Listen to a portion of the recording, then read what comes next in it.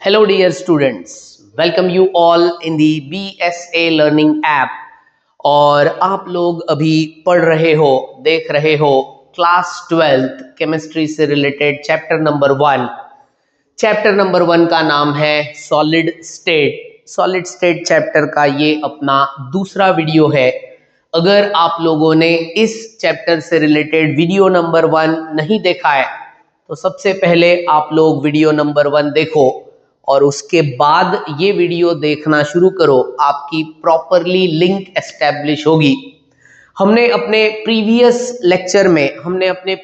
Video में देखा what do you mean by solid and what are the different types of solids. There are basically two types of solids, amorphous solid and crystalline solid. आपके syllabus के according आपके syllabus में available है crystalline solid, और वो crystalline solid जिससे बनता है that is called as constituent particle, and that constituent particle is called as unit cell. What do you mean by unit cell? Unit cell is defined as the smallest repeating unit of a crystalline solid is called as unit cell. Let's say for example हमें कोई wall को construct करना है, दीवार बनानी है, तो आप लोगों को पता है वहां पे अरेंज की जाती है ब्रिक्स, ईंटें अरेंज की जाती है in a particular manner and it is result in the formation of wall. इसका मतलब अगर आप वॉल प्रिपेयर कर रहे हो, brick is a particle which is continuously repeating, and that's why that brick is called as unit cell. Sir वो unit cell दिखता कैसे है? इस वीडियो में मैं आपको ये दिखा रहा हूं। This is the basic structure of unit cell. ये आपको यहां इजीली दिख रहा होगा। यूनिट सेल को 8 अलग अलग कॉर्नर्स होते हैं। इसका एक स्ट्रक्चर आपको बोर्ड पे भी दिख रहा है और ये उसका प्रोटोटाइप डायग्राम आपके सामने इस वीडियो में अवेलेबल है। Unit cell consist of total 8 corners and 6 different faces. वो 6 फेसेस आपको यहाँ क्लियरली विजिबल है। Front side, right side, left side, back side, above and side. ये आपको 1 2 3 4 5 6 डिफरेंट फेसेस आर विजिबल, और इसका कॉम्बिनेशन मतलब उसको कहा जाता है यूनिट सेल। यूनिट सेल की एक बार फिर से डेफिनेशन मैं आपको बता रहा हूं। Unit cell is smallest repeating unit of a crystalline solid. जो बार बार रिपीट होता है उसको कहा जाता है यूनिट सेल, और ये है यूनिट सेल का structure. Now when we talk about parameters of unit cell को आपको डिफाइन करना है तो यूनिट सेल के पास पैरामीटर मैं यहां पे दे रहा हूं ए, पैरामीटर दे रहा हूं बी, पैरामीटर दे रहा हूं सी। A along x axis, B along y axis and C along z axis, ये हो गए जिसको हम लोग कहते हैं लेंथ, ब्रेड्थ एंड हाइट। और इसमें जब एंगल की हम लोग बात करेंगे, angles are represented by alpha, beta and gamma. So unit cell is in total having 6 different parameters. Parameter is A, B and C, और एंगल की बात करें तो alpha, beta and gamma. In total there are 6 different parameters of unit cell. A represents length, B represents breadth and C represents height या width. Alpha, beta and gamma are the angle with respect to xy plane, yz plane and xz plane. ये आपको वहां angle देखने को मिलेंगे। ये सारे इसके पैरामीटर्स हो गए। Now on the basis of on the basis of constituent particles present. Constituent particles का मतलब आपके यूनिट सेल को बनाने वाले पार्टिकल्स कहां कहां प्रेजेंट होते हैं उसके भरोसे unit cells are classified into 4 types. 4 अलग अलग पार्ट में वो डिवाइड होता है. That part number 1 is called as simple unit cell. Simple unit cell. दूसरे वाले टाइप को कहा जाता है बॉडी सेंटर्ड यूनिट सेल. तीसरे वाले को कहा जाता है बेस सेंटर्ड यूनिट सेल. और लास्ट वाले को कहा जाता है फेस सेंटर्ड यूनिट सेल. अब बहुत से नाम ऐसे जो आपको पढ़ते से ही समझ में आएगा उसका मतलब क्या है, और वो समझने के लिए अपने पास यहाँ डायग्राम अवेलेबल है जो प्रोटोटाइप आपके सामने मैं लेके आया हूं. This is what is called as simple cubic unit cell और सिंपल यूनिट सेल. फिर आप कहोगे सर आइडेंटिफाई कैसे करना? In case of simple unit cell constituent particles are present only at the corners. ये आपको यहां वीडियो में दिख रहा होगा. ये रेड कलर के जो कॉर्नर्स है they are called as constituent particles, और दूसरी तरफ से उसको ब्लैक कलर से हमने शो किया है. तो अभी आपके constituent particles कहां पे प्रेजेंट है? only at corners. If constituent particles are present only at corners, then that unit cell is called as simple unit cell. Number 2, body centered unit cell. In case of body centered unit cell, constituent particles are present at its 8 corners along with one particle exactly at the center of the body. मतलब ये आपका unit cell है. ये unit cell के 8 corner पे 8 particles और एक particle present होगा exactly at the center of the body.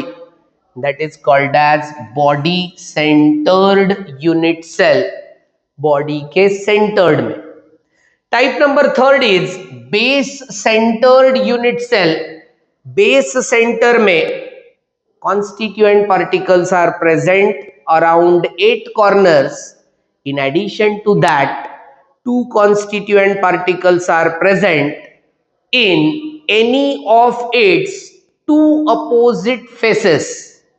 मतलब एक constituent particle अगर बेस के सेंटर में है तो दूसरा वाला उसके अपोजिट वाले फेस के सेंटर में होगा. एक अगर लेफ्ट साइड के सेंटर में है तो दूसरा राइट साइड से सेंटर में होगा. ऐसे को कहा जाता है बेस सेंटर्ड.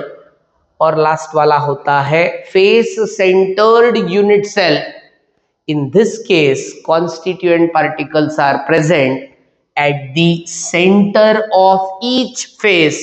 मतलब ये ऊपर वाले फेस का सेंटर, ये सामने वाले फेस का सेंटर, ये लेफ्ट साइड का सेंटर, नीचे वाले का सेंटर, ये राइट साइड वाले का सेंटर, ये पीछे वाले का सेंटर. हर फेस के सेंटर में कॉन्स्टिट्यूएंट पार्टिकल प्रेजेंट है अलोंग विथ कॉर्नर्स.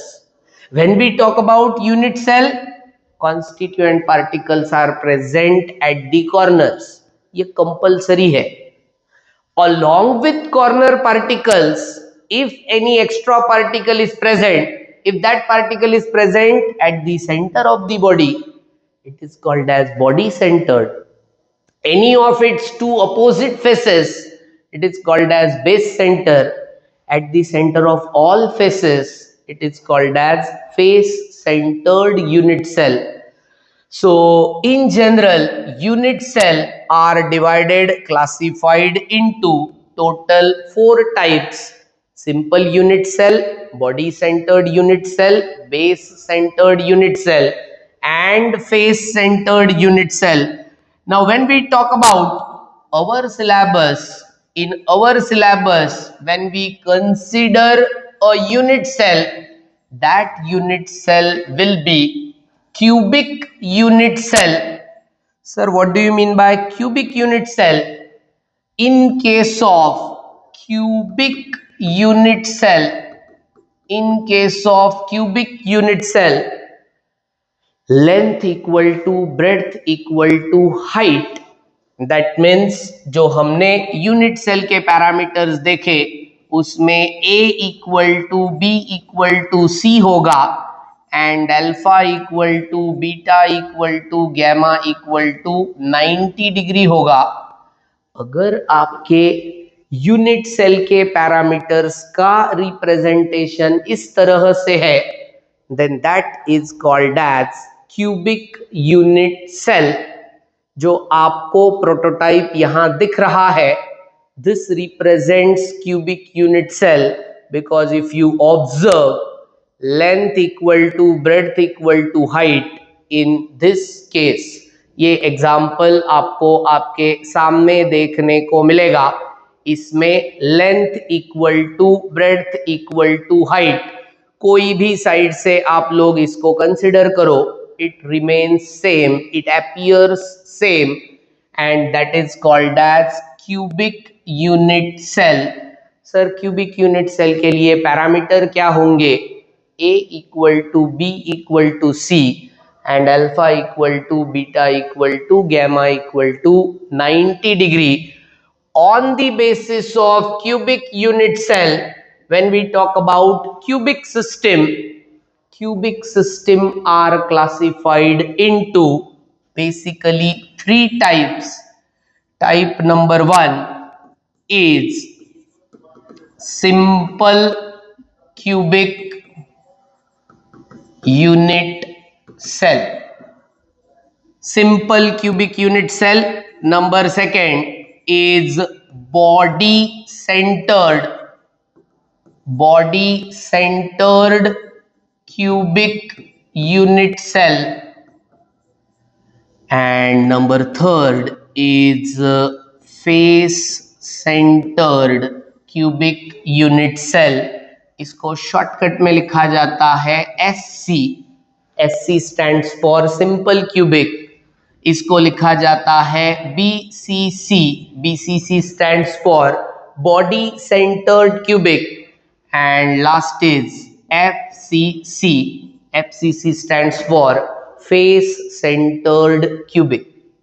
So इस केस में simple cubic, BCC and FCC, these are the three different types of cubic unit cell. फिर इसके बाद वाला पार्ट आता है, सर हमें क्यूबिक यूनिट सेल तो समझ गया, बट ये यूनिट सेल में कॉन्स्टिट्यूएंट पार्टिकल्स कितने होते एग्जैक्टली उसका हमें काउंट करना है. तो number of particles in cubic unit cell, इससे रिलेटेड क्वेश्चन स्टेट बोर्ड में बहुत बार पूछा जाता है. इसको केयरफुली प्रॉपरली ध्यान से देखना, because when we talk about constituent particles which are present at the corners, वो कॉर्नर पार्टिकल का शेप होता है स्पेरिकल और आपके यूनिट सेल का शेप होता है क्यूबिकल. स्पेरिकल मतलब ball like structure, ball like shape आपको उसका देखने को मिलेगा, और आपके यूनिट सेल का स्ट्रक्चर होता है क्यूबिकल. मैं आपको यहाँ एक डायग्राम ड्रॉ करके ये शो कर रहा हूं रिलेटेड विथ क्यूबिक सिस्टम. पहले डेफिनेटली हम लोग कंसीडर करेंगे simple cubic unit cell. Simple cubic unit cell कुछ इस तरह से होता है, और आपके जो कॉन्स्टिट्यूएंट पार्टिकल्स होते हैं they are present at the corners, and you are now aware unit cell को कॉर्नर्स कितने होते हैं. Unit cell consist of total 8 corners, और यहाँ पे प्रेजेंट है आपके कॉन्स्टिट्यूएंट पार्टिकल्स. कॉन्स्टिट्यूएंट पार्टिकल्स कुछ इस तरह से आपको देखने को मिलेंगे। ये आपके कॉन्स्टिट्यूएंट पार्टिकल्स। सर ये जो कॉन्स्टिट्यूएंट पार्टिकल दिख रहा है, उस कॉन्स्टिट्यूएंट पार्टिकल का 1/8% वाला पार्ट ये यूनिट सेल के अंदर है और बाकी का सारा पार्ट यूनिट सेल के बाहर है। इसका मतलब एक कॉर्नर का कंट्रीब्यूशन आपको देखने को मिलेगा 1/8। और ऐसे इसको कितने कॉर्नर्स है? Answer is 8 corners. So when we talk about simple cubic unit cell, in case of simple cubic unit cell, each corner particle contributes 1/8 and there are total 8 corner particles. So number of particles per unit cell is equal to 8 corner particles, 8 corner particles multiplied by 1/8 particle. एक particle का contribution है 1/8 और ऐसे कितने particles वहां पे available है? Total 8 corner particles and that's why उसका कंट्रीब्यूशन होगा 8 into 1/8। That contribution is equal to 1। वो कंट्रीब्यूशन आपको वहां 1 देखने को मिलेगा। इसी को दूसरे टर्म में आपको अगर रिप्रेजेंट करना है, so there are total 8 corner atoms multiplied by 1/8 multiplied by 1/8 atom per unit cell per unit cell, so it is equal to 1। ये कौन से केस में है? In case of simple cubic unit cell. Point number second, अगर आपको पहला वाला part clear हो गया, सेकेंड और थर्ड बहुत इजी है, आपको वो वहां इजीली समझ में आएंगे। सेकेंड वाला पार्ट इसमें आपको देखना है, that is called as body centered unit cell. Body centered unit cell में once again constituent particles are present at the corners along with one particle which is present exactly at the center of the body। अब उसको अगर यहां पे draw करना है तो एक पार्टिकल एग्जैक्टली बॉडी के सेंटर में होगा। This particle is not shared by any unit cell, कोई दूसरा यूनिट सेल उसको शेयर नहीं कर रहा है। This center particle is 100% belong to this unit cell. Therefore, number of particles in BCC stands for body centered cubic unit cell. It is equal to 8 corner particles multiplied by 1/8 atom per unit cell, that is equal to 1। ये हो गया contribution corner का। और ये जो centre वाला है, जो पूरी तरह से इसी यूनिट सेल को बिलोंग करता है, सो 1 पार्टिकल एट सेंटर, जो पूरी तरह से इसी यूनिट सेल को बिलोंग करता है। Therefore in case of BCC there are 2 particles per unit cell। In case of simple cubic there is one particle per unit cell. In case of BCC, there are two particles per unit cell. And in case of FCC, there are total 4 particles per unit cell, because when we talk about FCC, 8 particles are present at the corners. Corner का contribution उतना ही है 1/8, 8 multiplied by 1/8, and particle is present exactly at the center of the face. Face के center में जो particle होगा वो दो लोग शेयर करेंगे, मतलब शेयरिंग होगा उसका 50-50. सो उस केस में आपका total particles per unit cell का जो काउंट होगा, that count will be, again for corner particles count is equal to 1, and for face center unit cell को टोटल फेसेस होते हैं 6 और हर फेस का कंट्रीब्यूशन है 50%. 50% का मतलब 1/2. So 1/2 multiplied by 6 equal to 3, and one particle from the corner, so there are total 6 multiplied by 1/2 plus 1. 6 multiplied by 1/2 मतलब 3, और plus 1, there are total 4 particles. So when we talk about cubic system, when we talk about simple cubic, 1 particle per unit cell. When we talk about BCC, 2 particles per unit cell. When we talk about FCC, 4 particles per unit cell. At the end आपको ये वाला part properly carefully note down करके रखना है.